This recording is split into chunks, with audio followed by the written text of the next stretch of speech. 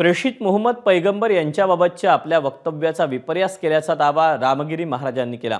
राजकारण्यांनी त्याचा वापर केला असं ते म्हणाले। मात्र वक्तव्याबाबत रामगिरी महाराजांनी दिलगिरी व्यक्त केली नाही। आपण आपल्या भूमिकेवर आणि बोलण्यावर ठाम असल्याचा पुनरुच्चारही त्यांनी केला। सिन्नरमधील पंचाळे इथल्या सप्ताहात रामगिरी महाराजांनी प्रेषित मोहम्मद पैगंबरांबद्दल वादग्रस्त वक्तव्य केलं होतं।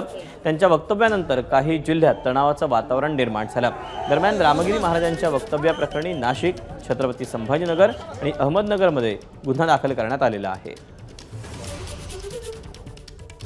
काहींनी काय केलं, तेवढीच क्लिप कट केली आणि ते व्हायरल केली आणि त्यामुळे तो गैरसमज निर्माण झाला।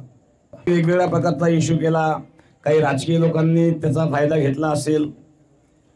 आम्ही राजकीय नाही, राजकीय कुठल्याही पक्षाचे समर्थक नाही, परंतु हिंदू धर्मामध्ये आमचा जन्म झालेला असल्यामुळे आमचं सर्वस्व सनातन आहे।